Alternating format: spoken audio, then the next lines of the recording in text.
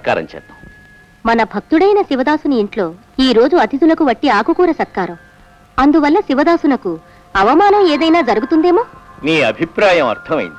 మనమే మారువేషాల్లో అతిథులుగా అక్కడికి వెళ్లి ఆతిథ్యాన్ని స్వీకరిద్దాం.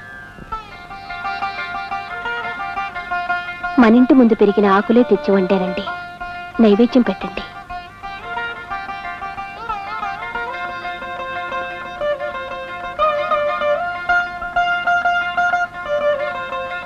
పరమాత్మ, ఈ పత్రాలని పంచపక్ష పరమాన్నంగా స్వీకరించి ఈ దీనుల్ని అనుగ్రహించు.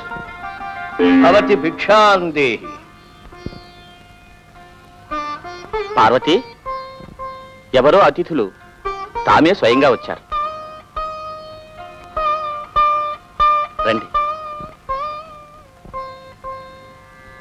లోనికి దయచేయి. మేం పేదవాళ్ళం, గతి లేని వాళ్ళం, ఉన్నదేదో సమర్పిస్తాం. రండి రండి రండి, కూర్చోండి. కూర్చోండి. స్వామి, సాక్షాత్ శివపార్వతుల్లా వేంచేశారు. ఈ పూట తమ ఆహారానికి మా ఇంట్లో శివార్పణమైనటువంటి గరికలే తప్ప మరేమీ లేదు. ఉన్నదేదో పెట్టండి, క్షుద్బాధ తీరితే చాలు. పార్వతి, మాకు ఆకులో తినే అలవాట్లేదు. కంచం లేదా తల్లి? మా పుట్టింటి వారిచ్చిన ఒకే ఒక పాత కంచం ఉంది, అందులోనే వడ్డించు. మేం దంపతులం, ఉభయలం ఒకే కంచంలో భోంచేస్తాం.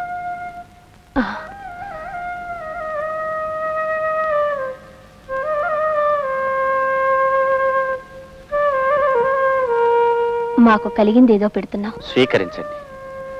శివార్పణమస్తు.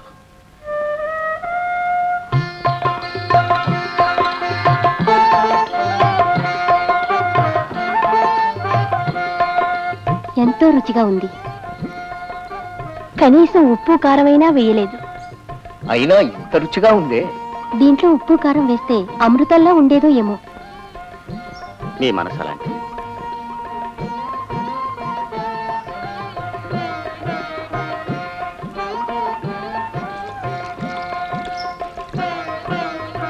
ఇంత ప్రియంగా మాకెవ్వరూ ఆహారం పెట్టలేదు. క్షుద్బాధ తీరి సంతృప్తిగా ఉంది.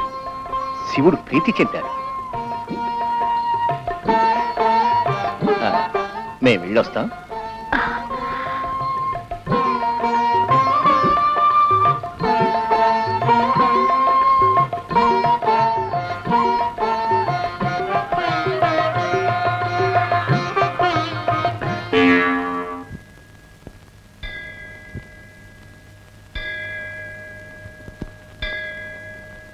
ఏమిటే ఒక్కదానే వచ్చావు?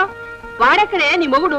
వారు కట్టెల కోసం వెళ్ళారు. కట్టెలు కట్టెలు, వాడి కట్టెలు విరిచి పొయ్యిలో పెట్ట. ఏమిటి ఎలా చిక్కిపోయావు? వాడు అసలు కడుపు నిండా అన్నం పెడుతున్నాడా లేదా? మొహం ఎందుకలా వాడిపోయింది? భోంచేసి ఎన్నాళ్ళైందే? ఈ పండు తీసుకో. నువ్వు సగం నీ మొగుడు సగం తిని పొట్ట నిండా నీళ్లు తాగండి.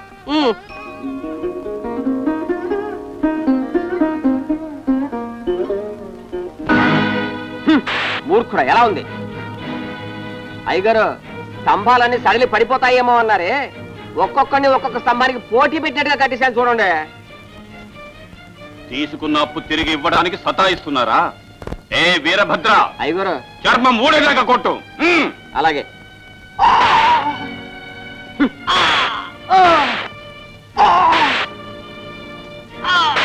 ఈ దీనులందరినీ ఎందుకు ఇలా హింసిస్తున్నారు షావుకారు గారు? దానికి దీనికేంటో అప్పులు తీసుకుని తీర్చనందుకు. దానికి ఇంత దారుణంగా శిక్షించడం న్యాయం కాదు. న్యాయాన్యాయాలు మాట్లాడే నువ్వు వీళ్ళ అప్పులన్నీ తీర్చి విడిపించుకెళ్ళు. వచ్చాడు పెద్ద న్యాయమూర్తి, వెళ్ళి వెళ్ళు.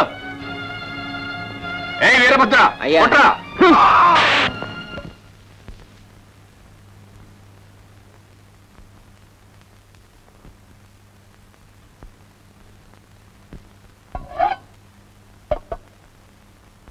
ఈ పండు తీసుకో. నువ్వు సగం నీ మొగుడు సగం తిని పొట్ట నిండా నీళ్లు తాగండి.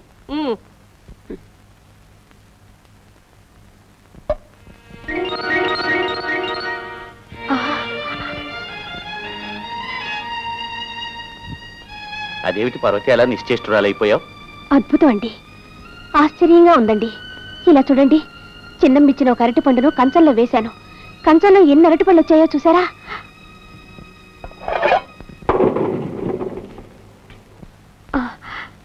ఇటు చూడండి.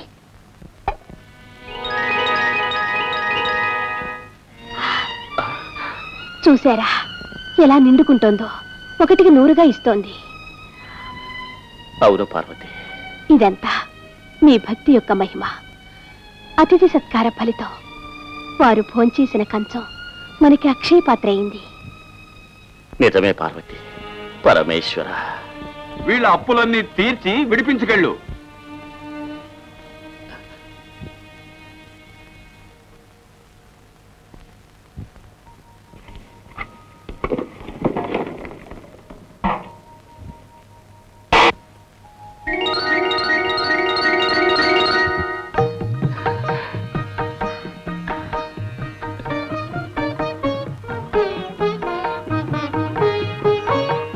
పార్వతి, అవి ఇందులో పోయి.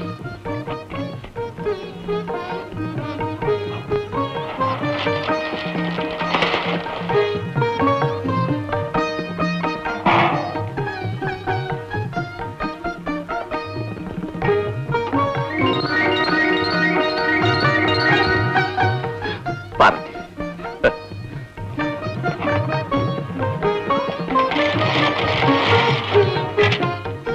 ఎందుకింత అత్యాశ?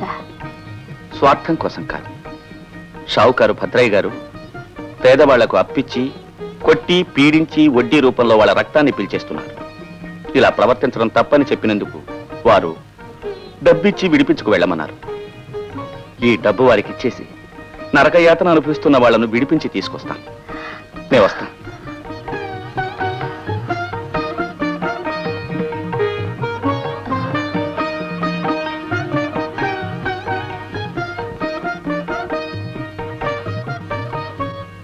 పేదవాళ్ళను ఉద్ధరిస్తాను అని చెప్పి పెద్దగా ఉండి పేదవాళ్ళ రక్తం పీల్చి బొజ్జ పెంచుకుంటున్నారా?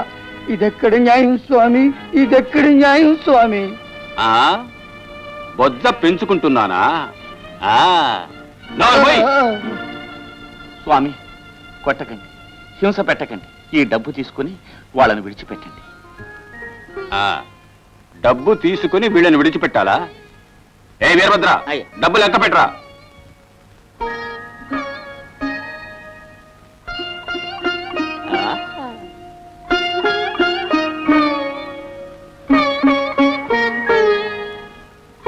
అన్నీ సరిగా ఉన్నాయా? ఒకే ఒక వరహా తక్కువగా ఉంది.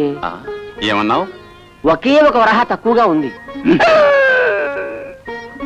ఇది సరిగ్గానే ఉందయ్యా. అది సరే, ఇంత ధనం నీకు ఎక్కడి నుంచి వచ్చింది? శివుని బొక్కసం నుంచి తీసుకో. శివుని బొక్కసం నుంచా?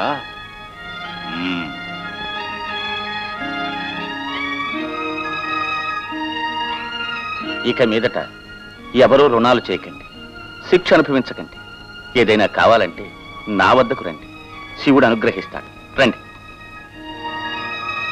కాదు, ఒక్క వరహా ఎక్కువ లేదు, ఒక్క వరహా తక్కువ లేదు.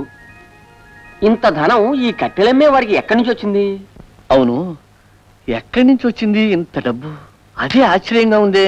అంతా భగవంతుడే ఇచ్చుంటాడు. భగవంతుడు ఎందుకు ఇస్తాడు? అంతా ఈయనిచ్చిందే. ఏం తీసుకెళ్ళింది పుట్టింటి నుంచి? 2 చిరిగిన చీరలు, ఒక పాత కంచమేగా.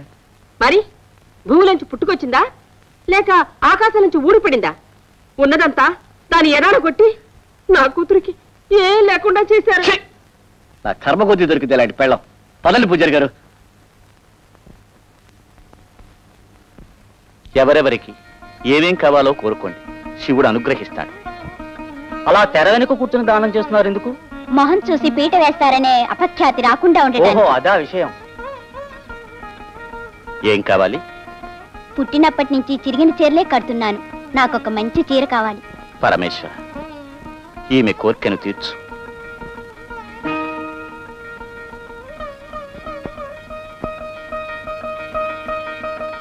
ఇక నుంచైనా ఈ చీరల మీద ఉన్న ఆశను చంపుకుని శివునిపై భక్తిని పెంచుకో తల్లి. శుభం జరుగుతుంది. ఏం కావాలి? నాకు రుద్రాక్షమాల కావాలి.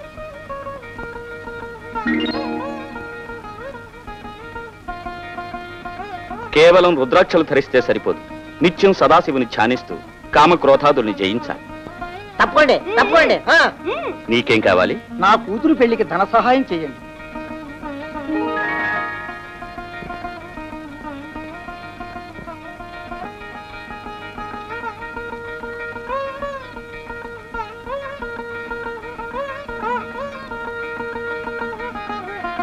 శ్రీమంతులంతా తలతెక్కుతో మహాదారుణంగా ప్రవర్తిస్తూ అట్టహాసాలు అక్రమాలు చేస్తున్నారు. కానీ మా బావ అలా కాదు. శివదాసు సిరికి దాసుడు కాకుండా దాన్ని సత్కార్యాల కోసం ఉపయోగిస్తున్నాడు. అతను నిజంగా సిరికి దాసుడు కాదు, సిరియాలుడు. అవునవును, శివదాసు లాంటి మనిషి ఊరి పెద్దగా ఉంటే మనకెంతో అనుకూలంగా ఉంటుంది. ఏమంటారు? ఏమంటారు? పేదవారికి ఎంతో సహాయం చేస్తున్నా మా బావ మన ఊరి పెద్దగా ఉంటే అనుకూలమే. అవును. భద్రయ్య రక్షించాలి. భద్రయ్య రక్షించాలి. ఏమంటారు? అవునంట. ఏమంటారు? అవునంట. సిరియాలుడు వర్ధిల్లాలి. సిరియాలుడు. స్త్రీలకు జై భవ. స్త్రీలకు జై భవ. నన్నెందుకు ఇలా పొగడుతున్నారు? నేను మీ పొగట్టలకు పాత్రుని కాను, ఆశీర్వాదాలకే అర్హుని. జనుల ఇచ్చే శివుని ఇచ్చే, శివుని ఇచ్చే జనుల ఇచ్చే. రావయ్యా రా.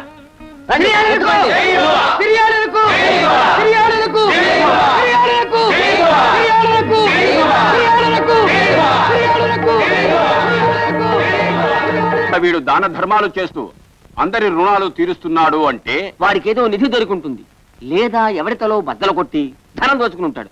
సిరియాళ్లకు! సిరియాళ్లకు! సిరియాళ్లకు! సిరియాళ్లకు!